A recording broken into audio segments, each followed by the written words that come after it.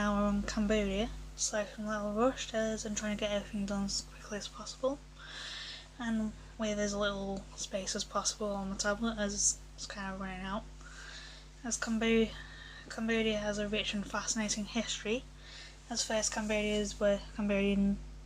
Cambodia were Stone Age hunter-gatherers. However, farming was introduced into Cambodia about 2300 BC, as first farmers in Cambodia used stone tools, and then about 1500 BC, Cambodians used tools and weapons made from bronze. In about 500 BC, they learned to use iron and all.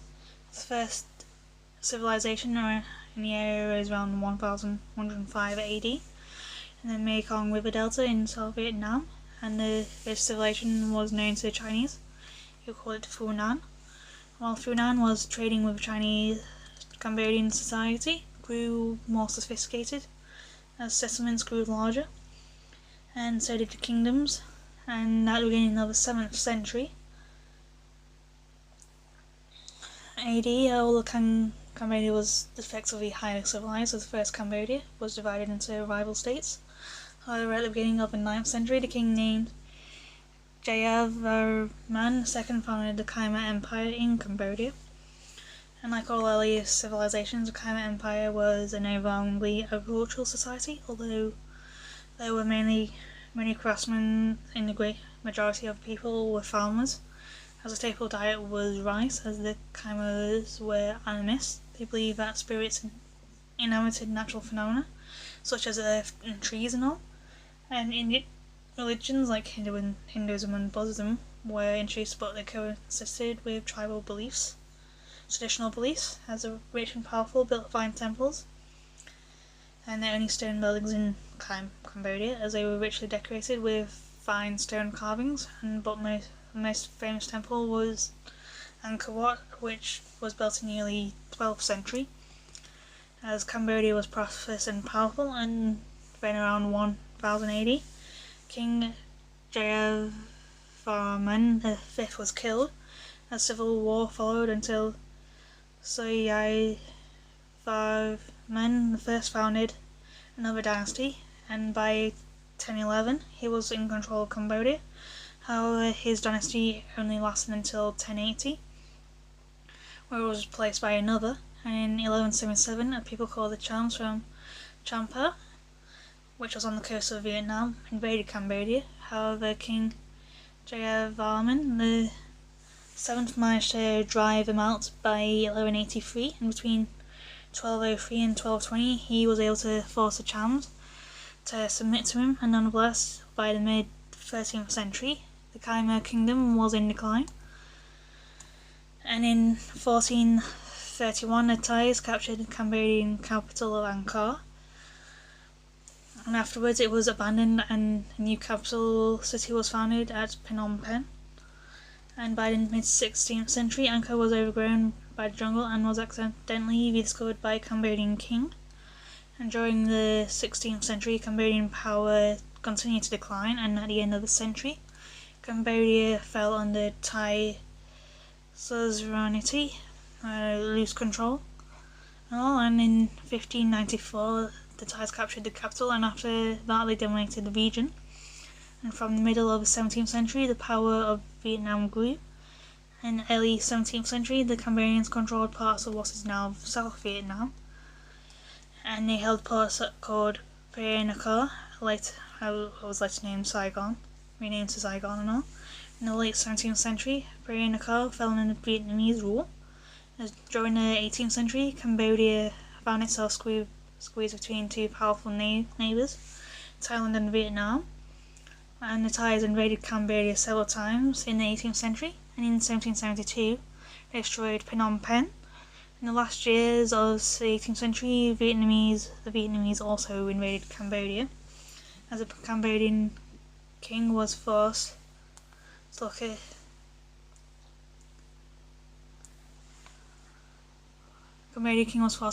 look for the Thais for protection. In return, Thailand took northwest Cambodia. And in the early 19th century, King Chan, from 1806 to 1837, turned to the Vietnamese for protection from the Thais, as the Thais were annoyed by the policy, and when a rebellion occurred in South Vietnam in 1833, they took advantage by invading Cambodia.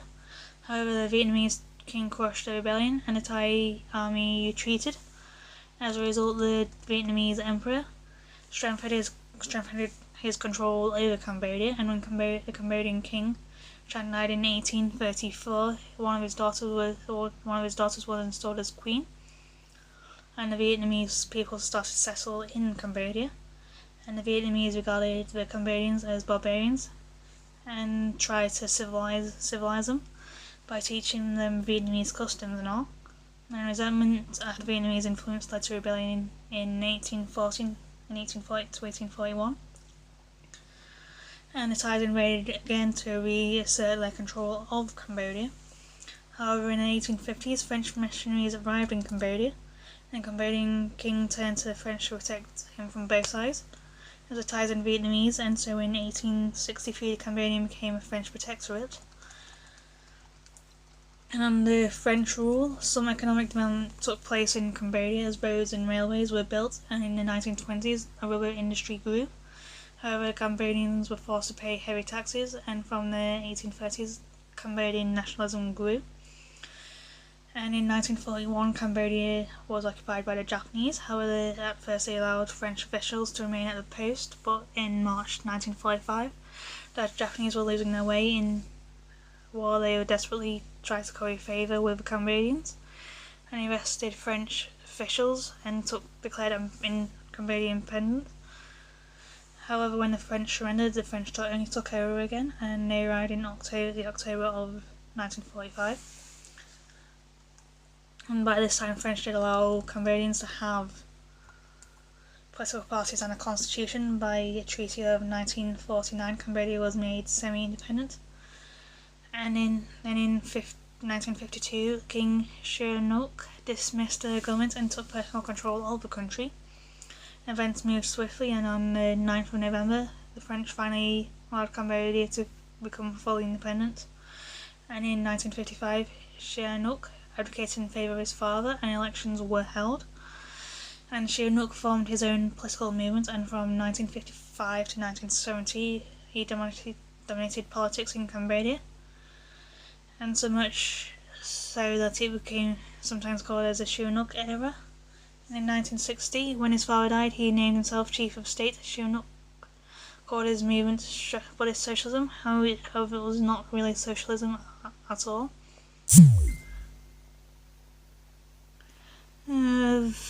People want to see me. Sihanouk formed his own political movement from 1955.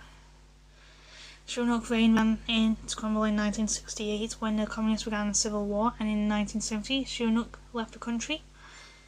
While he was away, the National Assembly voted to move him as Chief of State, as Cambodia was renamed the Khmer Republic. However, the communists slowly made headway, and Americans bombed Cambodia to try and stop the communists. Nonetheless, they captured Phnom Penh on the 17th of April 1975. In 1975, the horrific and tragic era of Cambodian history began in the reign of the Khmer Rouge, and they were led by Pol Pot or Soloth Sar, and was also known as Brother Number One. How many people were killed by Pol Pot and the Khmer Rouge is not known for certain, but it was somewhere around 1.5 million people, and it may have been as many as 3 million. As Pol Pot declared that history would begin again in Cambodia as the first year of revolution, was now the first year of their history and all. And in 1975, Cambodia was mainly an agricultural society, as Pol Pot decided that it should be completely agriculture. This meant that all the people from towns and cities were forced to move to the countryside, as Pol Pot also decided that agricultural output should also double in 4 years, which was a non-realistic target.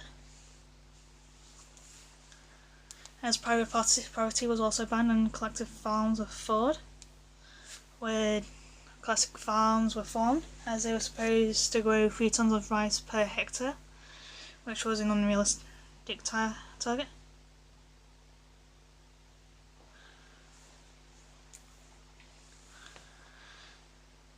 And people were made to work long hours to try and grow the extra rice, as they were given insufficient food, and many fell ill and died through a combination of exhaustion and malnutrition.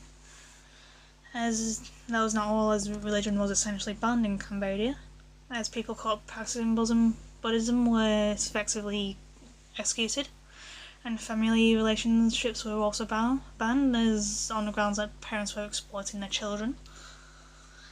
And furthermore, the smallest infringement of the rules resulted in execution, although they were half-starved. People caught foraging for food were executed. People were also executed for being lazy, and anyone who complained was executed. Furthermore, the Khmer Rouge murdered intellectuals as soon as some people who could speak foreign language or people who wore glasses were executed, as a nightmarish situation was only ended by a war with Vietnam. And when the Vietnamese invaded Cambodia in 1978 and quickly prevailed, unfortunately Pol Pot escaped and did not die until 1998. As Pol Pot soldiers fled to Thailand, they were welcomed by a Thais who feared a Vietnamese invasion. As the Khmer Rouge continued their guerrilla war against the Vietnamese, however the Vietnamese forces withdrew from Cambodia in 1989. Afterwards, negotiations began with several different parties. As a result was the Paris Peace Accords of 1991, as communism was abandoned in Cambodia and the provincial government ruled until 1993, when elections were held and a constitution was framed, as Sihanouk was made a constitutional monarch. However, the Khmer Rouge refused to take part in elections and continued their guerrilla war. Fortunately, in 1996, Pol Pot's second-in-command, Ngri Desari, defected in 1996. Many Khmer Rouge troops followed him, and Pol Pot died himself 2 years later, and peace had returned to Cambodia, as Cambodia joined the ASEAN in 1999. And in 2004, King Norodom Sihanouk abdicated and his son became King Norodom Sihamoni in his place. As today, Cambodia is still a poor country, but there's reason to be optimistic about the future. In the early years of the 21st century, the Cambodian economy grew rapidly, and today the economy of Cambodia is growing strong, as the textiles industry in Cambodia is booming, and so is tourism, as Cambodia is growing more and more prosperous. In 2004, Thai oil was discovered off the sea in the sea off Cambodia, and that was great promise for the future, as today the population stands about 16 million. Moving on to the language, as the Khmer language is also known as Cambodian, as is of a Mon Khmer language spoken by the majority of the population of Cambodia, and is the official language of Cambodia and spoken by some 1.3 million people in southeastern Thailand, and also by more than 1 million people in southern Vietnam. As language has been written since the early 7th century, using a script originating in South India, as a language has been used in the ancient Khmer Empire of Angkor, and its old capital was Old Khmer, which is a dialect of the ancestors of modern Khmer. Several hundred monumental inscriptions are found in Cambodia, southern Vietnam, and parts of Thailand, dating back from the 7th to the 15th century, attesting the form and widespread use of and prestige of the language, and it has exerted a lasting influence on the language of the region, as evidence of the language. Large number of Khmer borrowings is found in Thai, Lao, Khoi, Tiang, Samir, Cham, and others, as Khmer has in turn literally borrowed from Sanskrit and Pali, especially for philosophical, administrative, and technical vocabulary and all. And yeah, just going to briefly go over the origins of Phnom Penh city in legends and all that. As a mountain whose name the Cambodian capital city, namely the present-day city of Phnom Penh, was named after.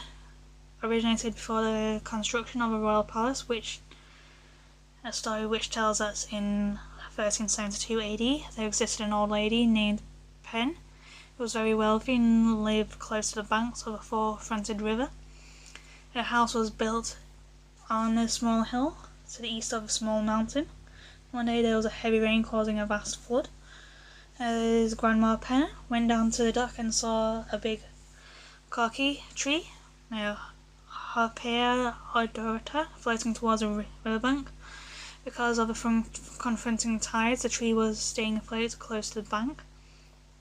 Seeing this, Grandma Pen ran to call the neighbours to help pull the tree out. As the neighbours tried to tie the tree to a rope and pull it gradually until it reached the top of a riverbank. When Grandma Pen cleaned the mud from the tree and the wood, she saw 4 bronze statues of Buddha in the tree holes of the tree, while another made of stone was standing in standing posture with hair made of a band, and one holding a stick and other holding a snail shell. As Grandma Pen and the neighbours were so happy to have found these sacred objects that then they paraded their statues to Grandma Pen's home, and as Grandma Pen managed to have a small hut and small store of statues in temporarily. Later on, Grandma called for the help for the neighbours to the mound of a hill to the west of the house to make a real mountain. Then she had the kaki tree sewn into it could be used as pillars of the shrine she planned to build on the mountain.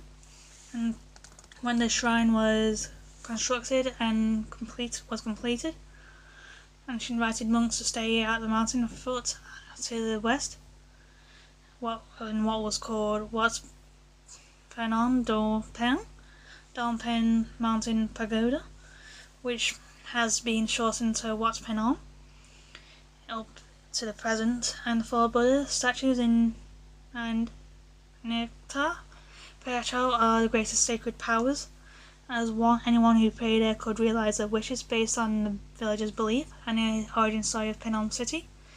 And about 60 years later it became the prosperous city of a Cambodian kingdom. And yeah,